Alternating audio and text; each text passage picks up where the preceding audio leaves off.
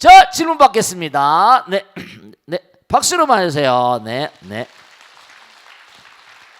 네, 네, 안녕하세요. 네, 저는 15기 기팀장 신반야등입니다. 네. 아유, 박수로 맞으세요. 네, 네, 네. 네, 스님께서는 항상 저희들의 시선을 더 넓은 세상, 네. 무한한 세계로 이끌어 주려고 음. 애쓰시는 것 같습니다. 네, 네. 스님께서 지구를 벗어나 우주에 관심을 가지게 되신 특별한 계기가 있으신지 궁금합니다. 네, 박수로 맞으세요. 자, 우주에 관심을 갖게 된 거. 하여간에 사적인 어떤 질문하셨는데 제가 말이죠.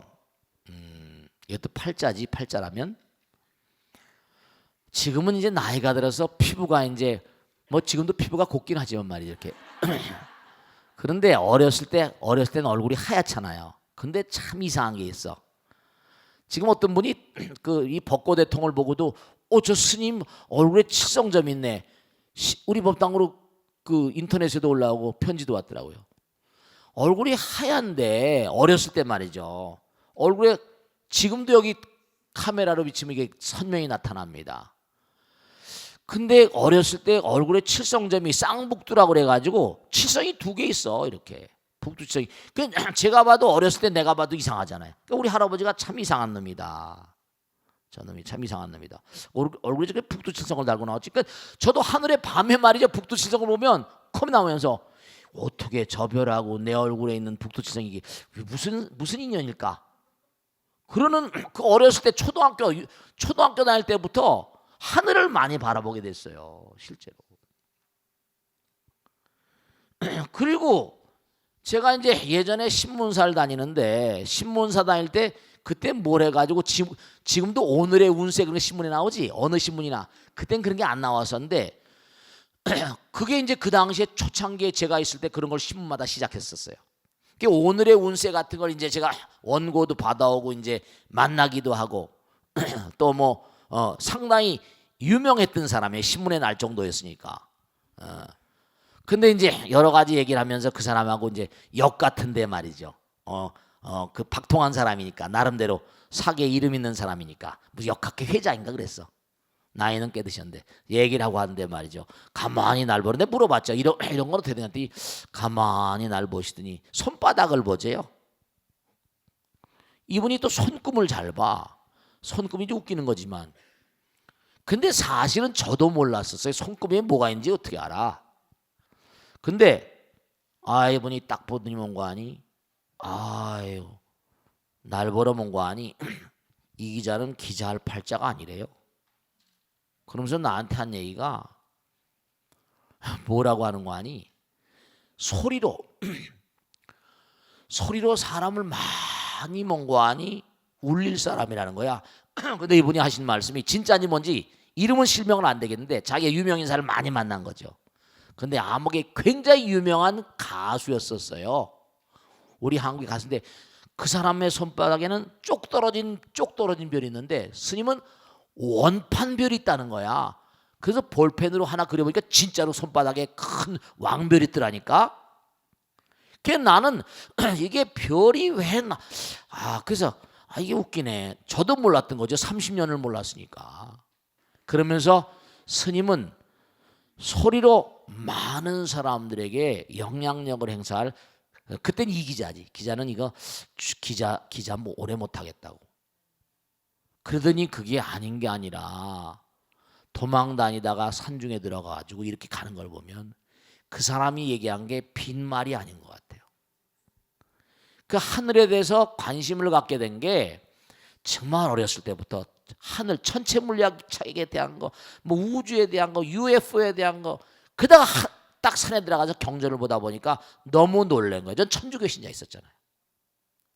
하늘에 대한 얘기가 너무 널려 있고 지리산, 덕유산, 태백산 넘어 살다 보니까 매일 산의 별만 보고 사는 거야. 매일 별만 보고 사니까 별에 대해서 너무나 이게 내 별 보고 사는 팔자구나. 여러분 이 구룡산도요. 저 밑은 너무 밝지만 이 광장 이쪽에 가면 밤에 별이 너무 잘 보입니다. 참 여기 산이라서 그런가 봐. 너무 잘 보여요. 너무 아름답습니다. 제가 기도해서 하늘의 별 잘 보이는 곳으로 절 좀 데려다 주십시오 했더니 산 밑으로 온 거예요.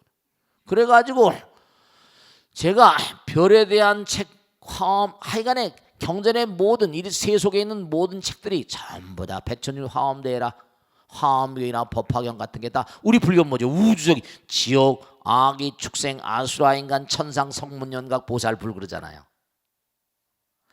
근데 그렇게 살기 어려고 괴모를 몇씩 만나서 그 어려운 상황인데도 부처님께서 길을 열어가시고 공부를 계속 시키게 만들더라니까. 이건 지금까지 공부한 내 힘이 아니에요. 실제로 말씀드립니다. 저는 도저히 공부할 수 없는 환경에서 태어났어요. 그리고 너무 핍박을 많이 받고 살았는데 그런데도 어떻게 지금도 가만히 지난날 생각하면 보이지 않는 손이 나를 어루만지고 여기까지 데려왔구나. 그런 생각을 항상 합니다. 여러분 진짜로 제가 산에서 깨달음의 문을 딱 열고 나니까 부처님 만났거든요. 그래서 제가 항상 그러잖아요. 다 이게 부처님 뜻이다. 저 같은 미물 중생도 그런 판인데 여러분들이 다 부처님 되실 분들이잖아요. 근데 모든 걸 걸고 말씀드리는 거예요. 어려운 질곡의 능선도 많고 많았지만 정말로 꼭 당부드리겠는데 하여간에 다른 건 모르겠어요. 인터스텔라 영화도 마찬가지지만 천체 물리학이라거나 우주 물리학이라거나 소립자의 세계라거나 그런 거에 관한 한 이 불경과 매치시켜서 제가 연구를 많이 한 사람입니다. 요가에도 연구를 많이 하고 이 몸에 대해서 우리 인간이 우주와 어떻게 상관관계 있냐 그래서 수행 방법도 개발하고 실제로 지금 하고 있잖아요. 여기도 체험한 사람 여럿 있고 이 몸이라는 건 머지않아 다 땅으로 돌아가는 거예요. 우리는 우주의 아들이. 그러니까 임마누엘 칸트도 그랬잖아요. 하늘에 빛나는 별과 내 마음에 빛나는 별, Star of Heaven, 하늘의 별과 Star of My Mind, 내 마음에 빛나는 별 두 개는 뭐라? 나로 된다. 환히 용약해 한다 그랬거든. 가슴이 뛰게 한다. 근데 그게 하나예요. 내 마음에 빛나는 별과 저 외계 우주에 있는 별들 내 업 따라 그릇 따라 거기 가게 돼요. 지금 우리는 뭔가 아니 업 따라서 이 별에 잠깐 Life is like an inn. 조리 가드너 유명한 영국의 문필 가든 만드는 Life is like an inn. 인생은 여인숙 같아요. 여기 7, 80년, 100년 머물다가 지은 대로 또 다른 별로 가야 돼요. 그 별이 얼마나 훌륭한 별인지 아닌지는 여러분들이 인생을 얼마나 의미롭게 살았나 아까 했잖아요. 법을 잘 연마해야 돼. 몸과 마음을 다스리는 별, 몸과 마음을 다스리는 법을 잘 연마해야 돼. 법 따라 살아야 돼. 그러니까 내가 죽은 다음에 어떻게 되겠지? 이런 천만의 말씀이다. 순간순간이 중요한 거예요. 순간 속에 여러분이 영원히 녹아 있습니다. 여러분이 수행이 다 녹아 있어요. 아까도 말씀했죠? 물방울, 우리 물속에 약이 다 녹은 것처럼 물방울 하나에 바닷물방울 하나에 뭐라? 바다의 성분이 다 들어있어. 1미진중 함시방이야. 1염즉시 무량겁이에요. 그러니까 여러분이 생각 하나가 여러분 인생이라니까. 생각이 운명이야. 그 자꾸만 연마해야지. 그러니까 내 생각을 좋게 만들어야죠. 생각과 말과 행동이 운명이라니까. 나의 미래예요. 그러니까 이게 다 여러분들이 내가 죽으면 뭐 어디 좋은 데로 가겠지 천만의 말씀이에요. 나의 시간 관리를 철저히 해야 돼. 왜냐 시간, 돈은 뭐라 잊어버리면 다시 복구할 수 있을지 모르겠지만 시간은 잊어버리면 복구 불가능입니다. 수명복이 그래서 제일 중요한 겁니다. 하늘나라에는 그러니까 우리보다 수명이 엄청 긴 존재들이 말도 못하게 많죠. 그러니까 117광년에 지구보다 훨씬 수승한 말이죠. 태양계가 있음이 이게 나오는 거예요. 이게 지금 이게 다 나오잖아요. 이게 다 이렇게 인터넷에 다 뜨고. 태양계만이 사람 사는 곳이 절대로 아닙니다. 그러니까 이 지구라는 별은 첫째로 어떤 사람들이 살고 있느냐? 우리 선조들은 광음천에 쫓겨왔어. 별나라에서 귀양 온 인간들 아시겠습니까? 그러니까 이 지구는 외계인의 식민지예요. 또 하나 저 밑에서 지옥이나 악의 축생에서 그냥 거기도 노력하는 인간들, 그러니까 인간을 있을 수밖에 왜냐? 거기 있는 인간들도 뭐죠? 과거에 업을 잘못 지어서 떨어졌으니까. 경전에 나오잖아요. 이거 얘기할 게 한두 끝도 없으니까. 마하목걸련존자가 뭐라? 부처님께서 했잖아요. 부처님 제자 가운데 목련존자는 자기에게 칼 맞고 죽었습니다. 신통제일인데 시도를 피할 수 있잖아요. 근데 아닌 거예요. 부처님께서 얘기하죠. 왜 목걸련이라는 그 부처님 상수제자는 칼을 맞고 죽었습니까? 과거생에 업이 있어가지고 지옥에서 아주 오래 고생했대요. 그래서 아기 뭐 축생볼 받고 사람 받고 금생에 나의 제자가 돼서 신통제일이지만 과거생에 지은 업이 있기 때문에 칼을 맞고 죽지 않으면 안 된다고 얘기합니다. 지옥에 살았던 마하목걸련도 그러니까 우리도 앞으로도 얼마나 많은 지옥을 가야 되는지 몰라요. 그러니까 지옥에서 올라온 인간, 그 다음에 여기서 살다 여기서 태어난 거, 이 세 부류가 있습니다. 그러니까 저 광음천뿐만 아니라 사천왕천에서 오고 여러 도 오는 거죠. 그 부처님도 뭐라 그랬어요? 도솔천에서 오셨고, 예수님도 뭐라? 내 아버지는 하늘에 계시다고. 인샤알라 마호메트도 마찬가지. 그러니까 정말로 하늘에 살던 인간들이 뭔가 지구에 오다 보니까 거기에 이데아가 있다 보니까 자꾸만 그런 하늘에 대한 그런 얘기를 하게 되고 그런 생각을 하게 되고 운명적으로 그런 겁니다. 아시겠죠? 자, 그 정도고 다음 질문 받겠습니다. 네, 네, 박수를 받겠습니다. 질문해주세요. 네, 고맙습니다. 네. 네, 스님 안녕하세요. 네, 고맙습니다. 네. 55기 성심행이라고 합니다. 네, 고맙습니다. 스님께 여쭤보고 싶은 말이 있는데요. 네네. 스님 요즘은 열정페이라는 말이 유행이라는데요. 네, 그런 얘기 있어요. 열정이 들어가 좋은 말 같아도 사실은 청년들이 취업은 안 되고 일이라도 배우려고 인턴 근무를 많이 하는데 네, 순 심부름 같은 청소 같은 것만 하고 월급도 제대로 못 받아서 네. 나온 말이라는데요. 현실이 이렇다 보니 청년들이 더 큰 세상을 내려다보기가 참 힘든 현실 같습니다. 네, 그렇습니다. 어떻게 이해해주고 용기를 줘야 할지 큰 네. 스님께 여쭤보고 싶습니다. 박수로 맞으세요. 네. 열정페이라는 건 인터넷에다가 뭐나 스마트폰에 다 나옵니다. 열정페이가 뭐냐면 요즘에 직장을 못 구하잖아요. 그냥 알바를 뛰잖아요. 그러면 알바를 뛰는데 전부 다 가서 돈은 조금 주고 말이죠. 그냥 제대로 주지 않고 일만 많이 시키는 거야. 그건 네가 앞으로 말이야 이것도 뭐 이거 배워야 되는 거야 이러면서 돈도 조금 주는 거야. 사람 취급을 안 하는 거지. 공부한 대학을 나오고 고등교육을 다 받았는데도 직장에 가면 그냥 뭐 인건비도 안 주고 말이죠. 알바비도 제대로 안 주고 일만 시키는 거. 너 열정을 가지고 해야 돼 뭐 이러면서 그걸 열정페이라고 그러는 거예요. 그러니까 좀 안타깝죠. 그러니까 우선 정말 중요한 게 뭐냐면 여러분이 이걸 아셔야 된다. 아까도 항성 얘기를 했지만 우리가 사는 이 지구란 별은요. 이제 지금 우리가 벌써 2500년이라고 하지만 과거에도 물론 이 지구상에 우열의 차는 있을 수밖에 없었어요. 왕이 있고 무슨 뭐 정승이 있고 뭐 쭉 있었잖아요. 부자들도 있고. 그 사회가 이제 안정되려면 나름대로 시스템이 있어야죠. 다스리는 사람이 있고 치자가 있고 피치가 있고 법으로 또 뭔가 제지하지 않으면 안정이 안 되니까. 그 과거로부터 왕의 뱃속에 들어오는 왕의 핏줄을 받거나 재벌의 핏줄을 받거나 이렇게 나오니까 근데 이런 것도 하나 알아둬야 돼. 뭐냐면 이 동양과 서양의 차이점 같은 거, 동양의 어떤 그런 동양의 어떤 근본적인 시스템을 짜는 시스템을 짜게 했던 결정적인 인물이 누구나? 동양엔 차이나란 말, 전 세계 차이나란 말을 유통시킬 수 있었던 그런 인물이 진시황입니다. 진나라의 진시황. 진시황이 9년제도라거나 역참제도라거나 도량령도 만들고 하여간에 대단히 영명한 인물은 일찍 죽었지만 일찍도 진나라 망했지만 그런데 이른바 동양의 틀을 짰어요. 근데 서양은 누구죠? 서양의 틀을 짠 사람은 교황입니다. 로마 교황. 왕들도 다 교황이 임명했으니까 왕관을 씌워줬으니까 교황. 이 묘한 차이가 동양 문명과 서양 문명의 큰 차이를 이룹니다. 왜냐? 서양은 종교를 가지고 있었잖아. 동양은 절대 왕권이었거든. 그게 종교성이 약한 거야. 저들은 11조를 안 하면 이건 안 되는 거거든.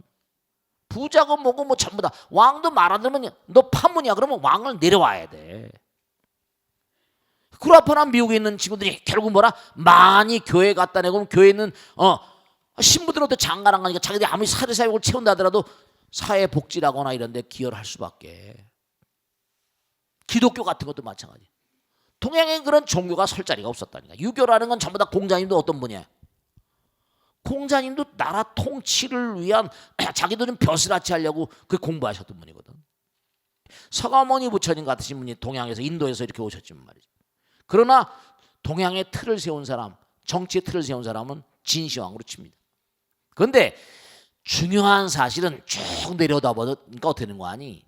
우리나라만 하더라도 어떻게 해요? 1945년 해방될 때만 해도 엉망진창이었다고. 전쟁 1950년 전쟁 나고 완전히 쑥밭된 거지. 100만 이상이 죽었잖아요. 그런데 지금 1950년서부터 전쟁 53년에 끝나고 60년 혁명 나고 지금 60년서부터 55년밖에 안 됐어. 그런데도 그 당시에 위정자들이 뭔가 하니 나라를 발전시킨다고 재벌을 막 키워버렸거든. 세금을 막 줘가지고 나라 은행을 막 여기서 산업을 키우려니까. 근데 이미 기득권 계층이 너무 강성해진 거야. 이 사람들이 돈을 너무 많이 벌다 보니까 요즘에 갑질 같은 얘기가 막 나오잖아. 있는 자들이 불안하니까 돈을 안 풀어버리면 경제가 마비돼 버립니다. 이게 경제가 돌아가려면요 내수가 진작돼야 돼. 돈을 써야 되거든. 돈을 써야 됩니다. 그래야지 경제가 돌아가는 거지. 그러니까 미국의 서프라임이냐 IMF가 우리 IMF 때 돈이 없을 때야. IMF 돈 빌려왔잖아요. 돈 빌려고서 이 친구들 말대로 막 다 문 닫겠잖아요. 그때 한국의 똥값으로 저 지금 뭐 빌딩 같은 거 다 사가지고 그냥 얼마 있다 경제가 나니까 비싼 값으로 팔고 나가버려죠. 미국의 서프라임한데 우리나라 IMF 같은 겁니다. 헬리콥터 벤이라고 뭐야? 버냉키인가? 이 친구가 들어와가지고 막 달러가 세계 기축통화니까 그냥 밤이고 낮이고 달러를 찍어댄 겁니다. 돈을 막 뿌려댄 거예요. 자기들 종이로 찍으면 되는 거니까. 막 뿌려대니까 돈이 많아지니까 뭐 뭐 위험도 있고 그렇긴 하지만 교묘하게 거기 경제학의 메카 같은 거 아닙니까?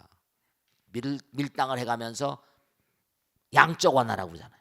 돈을 풀어보니까 지금 미국 경기가 살아나잖아요. 그러니까 우리나라도 지금 뭐냐 정말로 이거 잘 돈 있는 사람은 뭐 정치인들 겁니다. 파이를 키워야 된다 이런 논리시고 아니다. 언제 파이 키우면 다 먹어버리지. 분배 성장론과 분배론이 경제학자들이 딱 갈려버립니다. 여야가 갈려버리는 거예요. 분배해야 된다. 이러고 이쪽에 뭔가 아니 아니다. 좀 더 키워서 놀아먹자 이런 주의예요. 그러니까 지금 가지고 있는 사람들은요 어마어마하게 가지고 있으면서 안 쓴다니까요. 은행에 지금 큰 대기업들 재벌기업들이 뭐 어마어마한 돈이 쌓여있다고 그러잖아요. 돈을 풀어야 된다니까 경제가 살려면. 그래야지 이런 열정페이 같은 것도 없어지고 좀 낫고. 근데 참 희한한 게 정말 있는 자들은 말이죠 버는 게 참 안타까운 거예요. 있는 자들은 어떻게 돼요? 있는 자들은 욕심이 한두 끝도 없잖아.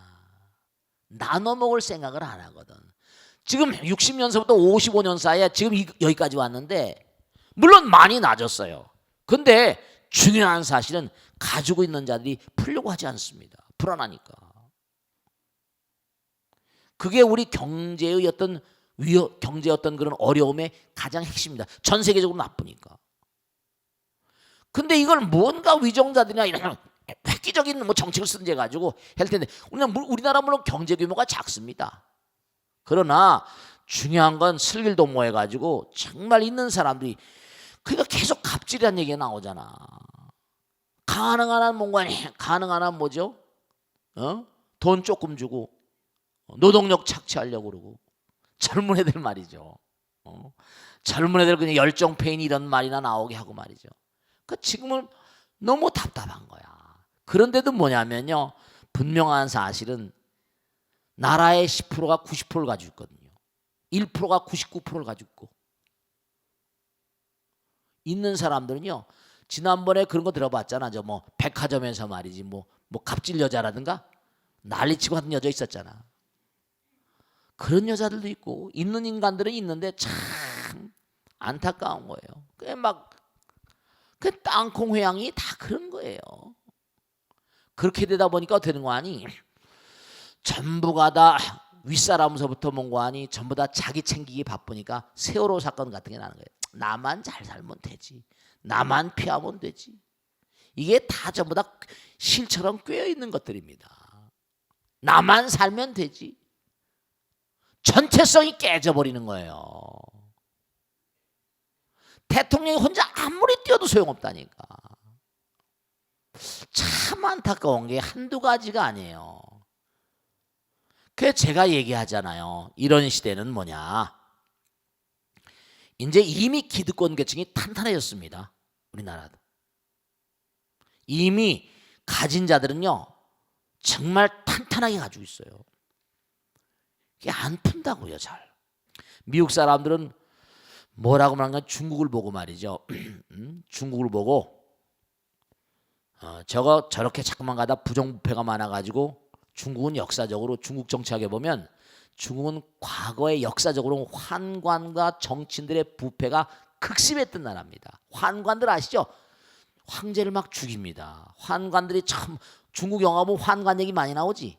네, 환관들이 이른바 말하면 왕궁이 워낙에 크다 보니까 환관들이 많이 필요하거든요. 그걸 어렸을 때 거세해요. 거세해서 나는 그 엄마 아버지가 또 환관들이 자기 아들 딸들 또 대를 자기는 아들을 못 낳으니까 환관 대를 잇고 막 이럽니다. 그 세속에 있는 뭐 일가 친척들 거세를 시키고 자기 아들 삼아가지고 황궁으로 또 뒤져버리고 막 그래요. 환관의 부패가 말도 못해. 정치인들의 부패가 말도 못합니다. 그래서 중국 왕조가 부패 왕조라고 하잖아요. 부패해서 망하는 거예요. 그런데 보세요. 탱샤오핑, 초원라이, 뭐 마오쩌둥 올라가면서 보면 정말 기가 막힌 게 모택동에는요. 그 준내 등소평 내려오면서 등소평이가 한 게 100년 프로젝트, 100 프로젝트. 100년 내가 죽은 다음에 100년을 설계해 놓고 죽은 사람입니다. 다음엔 누가 해라? 누가 해? 그러니까 30년 만에 중국을 천지 개벽을 만들어 버렸고 마윈이 나오고 난 판인데 창의력인 개발시키면서 공산주의로 딱 잡고 있으니까 꼼짝을 못하는 거죠. 실험 케이스지만 과연 자유민주주의는 또 뭔가 너무 사유경쟁과 사유재산을 인정하다 보니까 문제가 많이 납니다. 그 양자가 지금 공산주의라면서 지금 막 나가는 중국이 저렇게 나가다 보면 굉장한 나라가 될 거거든요. 인구가 미국의 4배, 5배 되잖아. 미국이 게임이 안 돼요. 저렇게 나가다 보면 몇십 년 내로. 그러니까 정말로 앞으로 우리 인류가 어떻게 갈 것인지, 우리 대한민국이 어떻게 갈 것인지 우리가 정말로 이렇게 이기적인 마음으로 살지 않으면 다 썩어 있잖아요. 군대도 그 강한 조직인 군대도 썩어 있고 막 성추행이 만연하고 뭐 말도 못하고 말이지. 정말 답답한 거예요. 이게 뭔가 이게 우리가 도덕적으로 문제가 너무나 여러 가지 많기 때문에 정말로 공부를, 그래서 제가 얘기하잖아요. 공부를 많이 시켜야 돼. 공부를 해야 되고 안 알면 아는 것만큼 또 생각하게 되잖아요. 실천하게 되고. 그렇지 않으면 우리나라는 미래가 그렇게 유쾌하진 않아요. 그 열정페이라는 것도 이것도 있는 자들의 착취의 양상이라고. 별로 긍정적인 게 아니야. 아시겠죠? 자, 질문을 하실 분 있으면 질문을 받겠습니다. 네. 항상 저희 마음에 큰 지혜를 일깨워 주시는 스님의 큰 가르침 늘 고맙게 생각합니다. 네, 고맙습니다. 네. 저희들이 이제 스님 가르침을 들으면서 이제 불교에서 얘기하는 그 진리의 세계, 네. 저희들이 많이 이제 머리로는 헤아릴 수가 있는데 네. 사실 그 가르침을 또 우리 생활 속에 돌아와서 그렇습니다. 일상생활에서 저희들이 적응해가면서 살아가려고 하니까 네. 여러 가지 어려움이 있습니다. 네. 뭐 불교는 우리가 신의 행정의 가르침이라 그래서 지혜 못지않게 또 그 지혜를 정득할 수 있는 그런 실천 수행의 가르침도 많이 베풀고 있는 걸로 알고 있습니다. 네네. 기념상에 보면은 뭐 37조도품이라든지 그렇죠, 네. 또 뭐 구차재정이라든지 이런 네, 이런 네. 선정의 세계도 얘기하고 있는데 네. 그런 것과 아울러서 저희들이 생활 속에서 어떻게 매일 이렇게 실천하는 삶을 살았으면 좋겠는가 하는 방법론을 좀 일러주시면 고맙겠습니다. 아유, 공부를 많이 하시네. 박수를 많이 주세요. 네. 네. 구차재정이라거나 37조도품 같은 것들은 불교의 굉장히 중요한 수행 방법이거든요. 구차재정은 이른바 끊임없는 정지를 말하는 뭐 초선, 2선, 3선, 4선 해가지고 그다음에 뭐 공처정, 식처정, 무소유처정, 뭐 비상, 비상, 멸진정 해가지고 단계가 9단계를 얘기하죠. 왜냐면 우리가 선정이란 말, 선을 닦고 정을 닦는데도 그게 점점 깊어지면 깊어질수록 결국 하나가 되는 거. 아까도 말씀드린 음과 양이 플러스 전기 있고 마이너스 전기 있다고 말씀드렸잖아요. 이른바 말하면 번뇌가 다 소멸돼 버리면은 움직임이 완전히 없잖아요, 그죠? 번뇌가 다 소멸돼 버리면 정말 하나인 세계니까. 근데도 다 번뇌가 녹아진 그 자리에 또 뭔가 하니 보이지 않는 거룩한 힘이 또 작용하거든요. 번뇌가 다 부처님이 지금 가만히 계신 분이 아니잖아요. 번뇌가 다 녹아졌다고 그래서 그럼 아무것도 없느냐? 하나가 됐다고 해서 아무것도 없느냐? 무한한 힘을 바라고 계시거든요. 거룩하고 숭고한 힘을 바라고 계시고. 그러니까 수행을 자꾸만 해나가다 보면 그걸 느끼게 되는 거죠. 한 단계, 두 단계. 그러니까 여러분이 가만히 보면 우리가 그러면 지금 조심 말씀하셨는데 30조도품 같은 것도 무슨 예를 들어서 아주 중요한 거거든요. 뭐 4년처 4정단 해가지고 쭉 해가지고 뭐 7각지 8성도 해가지고 쭉 나오는 그것도 수행의 단계가 37단계가 있다는 겁니다. 중요한 거죠, 수행에. 여러 가지 단계가. 뭐 관신부정의 몸을 뭔가 부정한 것을 뭐라 뭐 관수식을 해가지고 쭉 여러 가지 나오는데 근본적인 얘기는 뭐냐면 우리가 매일매일의 삶을 그런 어떤 그런 구차재정의 37조도품 그 부처님께서 말씀하신 그런 것도 중요하지만 생활 속에서 어떻게 살아갈 것이냐. 생활 속에서 매일매일 삶 가운데 남을 도우라고 하는데 당장 호주머니에서 남한테 무슨 길을 가는 거린한테 주는 것도 쉬운 일이 아니잖아요. 길에 엎드려서 그 구걸하고 있는 그런 분들한테 이렇게 한 푼 주는 것도 그것도 가다가 줄까 말까 이러면서 그냥 지나치기가 답 안 사고 뭐 누가 또 와서 도와달라고 그러는데 뭔가 하니 이거 도와줘야 되냐 말하냐. 항상 지일체법 뭐 득성원이라 금강에 나오지만 내가 남을 도와주고 싶지만 도와주는 것도 많은 참음과 극복의 마음이 필요하다니까. 나를 이겨야 된다니까. 호주머니에 나가니까. 남을 위해서 뭘 돕고 싶어도 내 몸이 안 따라주고 말씀이죠. 그래서 사실은 우리가 빛이라는 걸 가만히 보세요. 빛은 그냥 빛일 뿐이잖아요. 빛은 자기를 드러내려고 폭력을 행사하지 않습니다. 그 빛은 비치는 거예요. 그래서 만생명을 밝혀주잖아요. 근데 빛은 아무 소리도 내지 않아요. 그렇지만 강한 힘을 지금 뿜어내면서 우리에게 긍정적인 어떤 세계로 안내하잖아요. 빛이 없으면 어둠의 세계를 걸어갈 수가 없잖아요. 그러니까 우리가 뭐 누가 나를 알아달라 그런 게 문제가 아니라 중요한 건 정말로 연습이 돼갈 만한다고 그랬지 않습니까? 불교라는 것 자체는 부처님 말씀 그대로 이건 추상적인 이치가 아니에요. 구체적이고 바른 행위라고 그랬거든요. 행동을 해, 행동을. 정말로 그렇습니다. 이 전부 다 오너시들이고 오너분들이시고 CEO시고 이러잖아요. 그죠? 그럼 뭐냐? 뭔가 노사 문제라거나 여러 가지 문제가 많이 있잖아요. 그러면 뭐냐면 내가 종업원들한테 뭔가 바르게 회사가 이렇게 돌아가고 있다. 그 이 상황이 이렇게 같이 상의하고 말이죠. 뭔가 이렇게 나가게 되면 훨씬 그게 좋을 텐데. 아까 말씀드린 대로 우리가 세상을 살아가면서 정말 그렇습니다. 이 몸뚱아리조차도 누구를 위해서 존재하는 거거든요. 이 몸뚱아리는 죽으면 썩어지는 것인데 누구를 위해 존재하는가? 컵이 마시는 사람을 위해서 존재하고 침대가 뭐라 잠자는 사람을 위해서 존재하는 거예요. 침대가 침대를 위해서 존재하는 거 아니죠? 컵도 컵을 위해서 존재하는 게 아니잖아요. 필요해서 만들어낸 거고 이바지에게 산 거니까. 이 육신도 마찬가지로 누군가에게 이바지하기 위해서 존재하는 거예요. 그게 이 우주의 의지고 말씀이죠.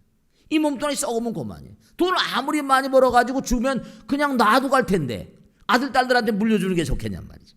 좀 많은 사람들이 좀 펼치고 가면 더욱더 빛이 날 텐데 훈련이 안 돼서 제대로 공부가 안 돼서 그러니까 이게 다른 종교하고 비해 볼 때는 이슬람이라거나 무슨 기독교나 카톨릭하고 비교할 땐 불교 신자들이나 이분들이 거기서는 굉장히 취약하다니까요. 취약하다니까요. 그런 게 연습이 돼요. 이 세상에 자기가 해보지 않고서 발전하는 법이 있습니까? 당장 내가 남에게 중요한 거냐 하나만 더 말씀드리면 남에게 뭐 이렇게 좋은 행동을 하게 되면 저절로 내 마음이 즐거워지는가 안 즐거워집니까? 내 마음이 즐거워져요. 예를 들어서 사서법이라서 남에게 보시하는 마음, 사랑의 말, 그 다음에 남을 돕는 행동, 그 다음에 남의 무슨 동사서 협동하는 거, 뭐 이런 걸 하면 저절로 내 마음이 즐거워진다니까. 이 우주는 거룩한 우주는 뭐 신의 세계라고 해도 좋고 부처님 세계라도 다 좋은데 근본적으로는 경향이 있어요. inclination, tendency, 어떤 힘이 있거든요. 어떤 힘이냐? 정말로 세상에 이바지하는 사람들의 마음 가운데 저절로 즐겁게 하는, 저절로 즐거운 마음을 이기게 하는 아주 묘한 그런 마음의 세계였다니까. 강한 힘이 있어요. 어떤 힘이냐?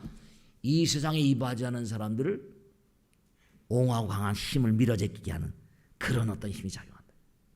해보면 해볼수록 점점 즐거우니까 없어서 못 주는 사람도 있습니다. 정말 정말 내가 없어서 못하지.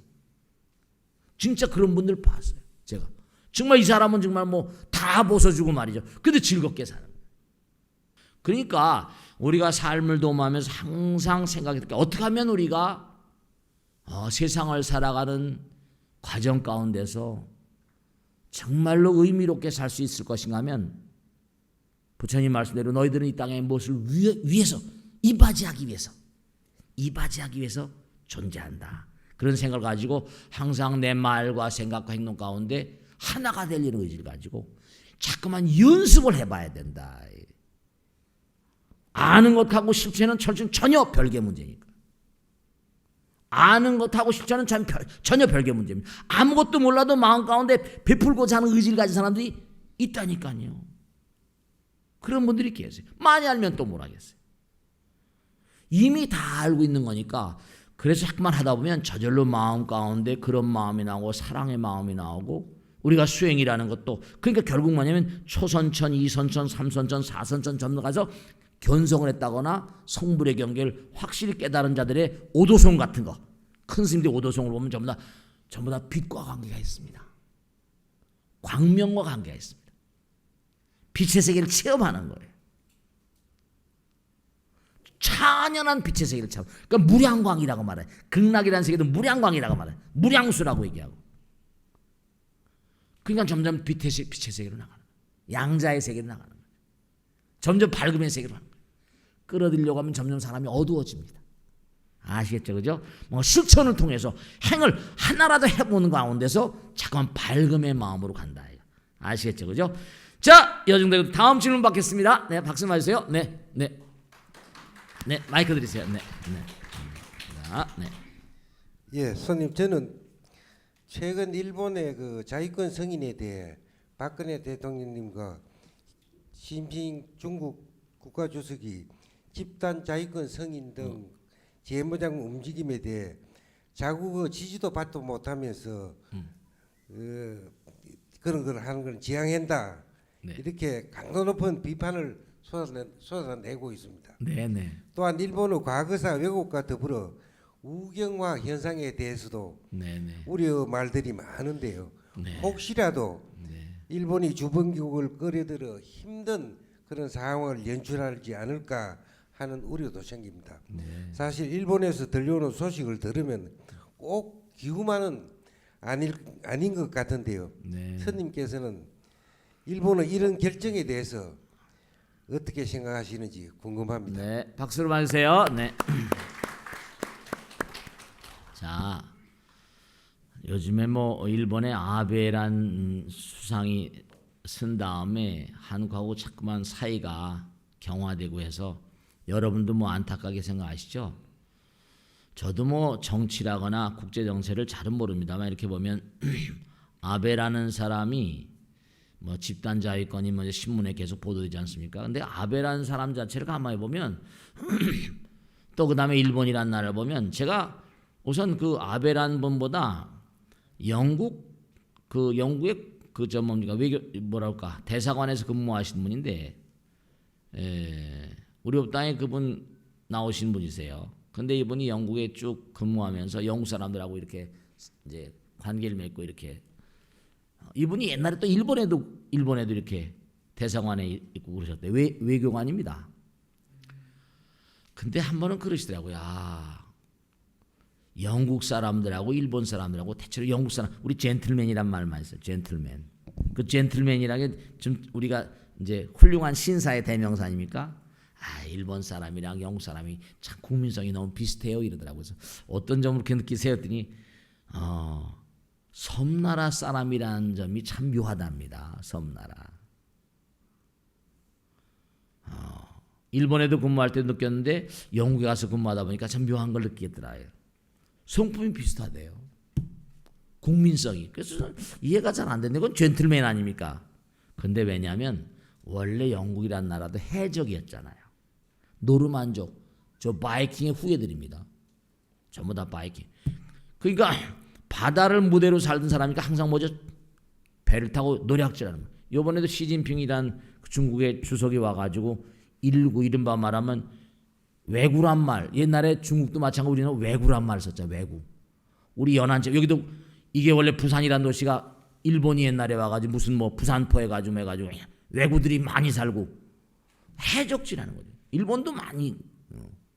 근데 바다가 사면인 세상에 이렇게 나라에 살다 보면 이게 문제가 뭐냐면 바다는 뭐예요? 너르고 하지만 배를 타고 여기 바다 여기 지금 바다와 가까운 세계지만 그 배를 타고 나가고 이렇게 하다 보면 정말로 제가 옛날에 그저 가사더라고 저 섬에 있을 때 느낀 건데 정말 그 고기잡이 하시는 분들 보니까 말씀이죠. 기름을 일정량 기름을 한 곳도 쉴 수는 없잖아요. 근데 어군을 만나는 거예요. 어군을 만나게 되면 어군 따라가다 보면 적당한 시점에 선장이 가야 된다고 딱 끊어야 되는데 욕심 차리다 보면 큰일 나는 거죠. 표류하다 그냥 죽는 거죠. 이게 갈 때는 이게 부력이 갈 때는 이제 기름이 있어서 움직일 때는 건데 이게 움직이지 못하면 어때요? 그냥 바람에 그냥 흔들려 버리는 거죠. 그러니까 바다에 사는 사람들의 특징이 뭐냐면 뭔가 하여간에 위기의식 같은 거. 사면이 우린 삼면이 바다라고 그러지만 그러니까 일본 사람들이 계속해서 우리나라를 뭐죠? 임진왜란이 있었잖아요. 임진왜란뿐만 아니라 우리나라를 거쳐 우리나라를 결국 합병하고 그 다음에 중국으로 가가지고 여기서 청일전쟁도 했었고 중일전쟁도 했었고 제가 옛날에 어렸을 때 청파동에 살았었는데 청파동에 적산가옥이라고 해서 일본 사람들이 한국에 와가지고 뭐냐면 식민지의 고위층들이 여기 우리나라 다스린 고위층들이 일본 사람이 청파동에 많이 살았답니다. 그래가지고 청파동에 옛날 일본식 집들이 많이 있어요. 옛날에 어렸을 때 거기 살았는데 지금도 동경 주변에 가보세요. 동경 그 뒷골목에 가시다 보면 저 깜짝 놀라는 게 일제시대 청파동 집들이 거의 하나도 집을 안 고쳐요. 우리나라 집은 좋은 집을 지으려고 막 하지만 일본 사람들은 왜냐? 언제 지진이 올지 모르니까. 너무 놀란 게 청파동에 있던 집들이 그대로. 왜냐? 그 사람은 먹는 거, 입는 거, 거주, 의식주에 대해서 별로 돈을 안 씁니다. 전부 다 은행에 갖다 놓으니까 은행에 뭐죠? 이자가 없잖아요. 국민들은 그저 개미처럼 이래가지고 그래가지고 갖다 저축하고 언제 어떻게 터질지 모르니까 집에 치장을 안 해요.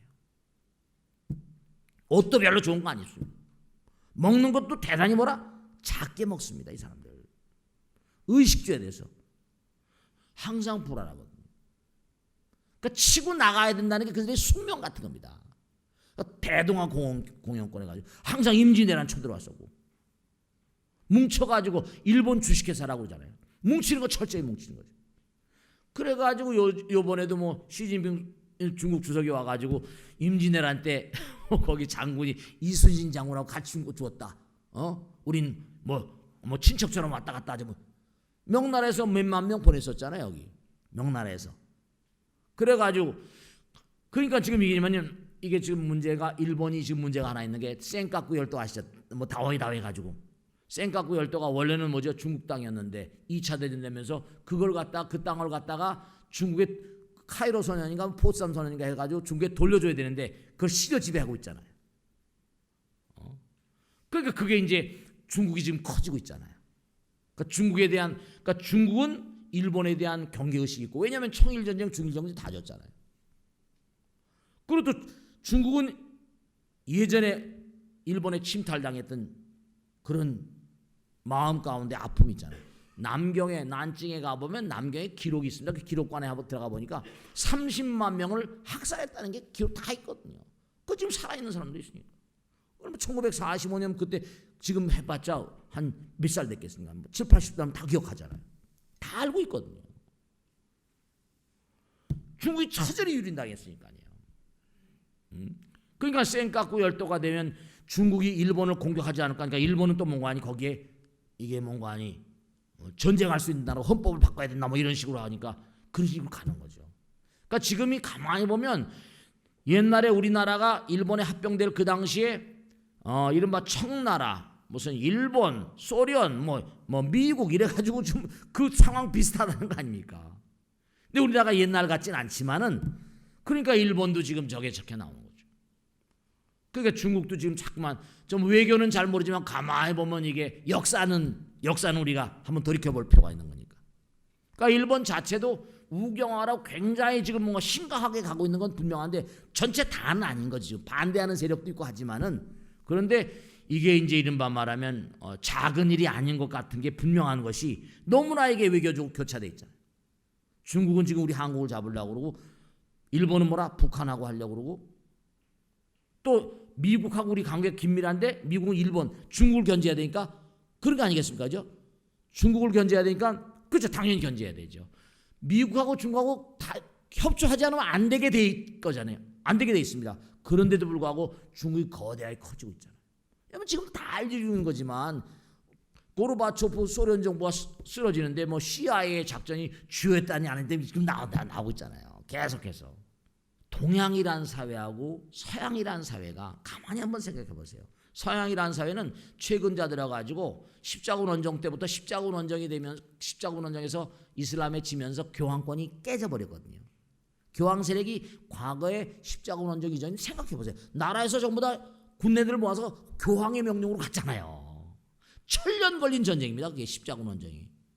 그 교황의 세력이 어마어마하게 해가지고 교황령 밑에 다 있었던 거예요. 왕들은 교황의 수하들. 그 왕이 아무리 그 나라에서 왕이 됐다 하더라도 교황이 파문 내리면 꼼짝 못하는 거예요. 왕위를 내려놓고 내려가야 돼요. 교황권의 전성시대인데 교황이 십자군 원정 지는 바람에 교황청이 권한이 깨지면서 나라가 갈라지기 시작합니다. 그래도 지금 이제 뭔가 정신적으로 많이 뭉쳐 있는 거죠. 동양도 결국 불교라거나 뭐 이런 그런 흐름이 있지만 결국 전부 다 뭔가 아니 어느 나라 서양이나 동양이나 사람이가 마음이거든요. 서양은 이른바 말하면 기독교나 카톨릭이 전부 다 그 세력을 잡고 있고 여긴 또 뭔가 아니 불교라거나 그러니까 중국에 가보면 자기들은 위의 모든 흐름은 유교로 하지만 국민들은 뭐죠? 전부 다 불교로 지금 하려고 그리고 스스로 그럽니다. 제가 가서 중국 사람을 만나보면 이거 얼마나 공산주의 가겠냐. 그리고 공산주의하고 자본주의하고 이 공산주의 사상을 가지고 자본주의를 하니까 이게 쉽지 않은 일이거든요. 뭔가 여러 가지로. 그러니까 이 사람들이 뭐라는 거 아니? 불교를 굉장히 옹호합니다. 100만 명 승려 양성 운동을 합니다. 스님을 100만 명을 만들겠다는 거예요. 중국엔 불교가 오랜 세월 왔는데 이제 문제가 하나 있는 게 뭐냐면 빈부격차가 심해지다 보면 공산주의를 하더라도 지금 사유재산 하다 보니까 이게 문제가 날 소리가 있고 중국 역사는 22의 성이 항상 뭐죠? 이른바 말 항상 패자들 왕들의 황제가 있고 왕이 있잖아요. 그 왕들 가운데 힘을 길러가지고 하는 게 있으니까 공산주의가 어떻게 올라갈지 모르겠지만 달라이라마 문제도 있고 하니까 각 성마다에 불학원, 불교 대학을 다 세웠습니다. 불교 대학을 성마다 세워가지고 불교를 계속 하려고 하는데 문제는 뭐냐면 모택동 정권 들어선 다음에 60년 동안 맥이 끊어져 버렸어요. 제대로 된 스님들이 없는 거예요. 종교는 아편이니까. 그러니까 이 사람들이 계속 한국하고도 우리 절에도 중국 스님들이 많이 옵니다. 지금 교류도 맺고 그 북경에 가면 또 이제 거기서 이제 관리들도 만나고 얘기도 하고 그럽니다. 그러니까 이 사상적인 게 굉장히 중요한 거예요. 서양도 마찬가지. 그러니까 거기는 그렇지만 여기는 지금 일본하고 중국하고 역사적인 흐름이 있고 막 이러다 보니까 지금 집단 자위권이 한데 우리나라도 굉장히 뭔가 이런 것에 대해서 상당히 신중하게 뭔가 좀 이렇게 정치인이라거나 여러 개 통해서 진지하게 좀 뭔가 이 점을 생각을 해야 됩니다. 어떤 일이 벌어질지 예측을 불허하기 때문에 많은 그런 여기 관심을 가지고 지금 복잡하잖아요, 그죠? 당장 복잡합니다. 그러니까 여러분 여기 부산에 계신 우리 CEO 여러분들도 그런데 관심을 가지시고 계속 우리가 신중하게 그렇게 노력을 해가야 되지 않을까 그런 생각합니다. 자, 오늘 여기서 모두 끝내겠습니다. 대단히 감사합니다. 고맙습니다. 네, 감사합니다.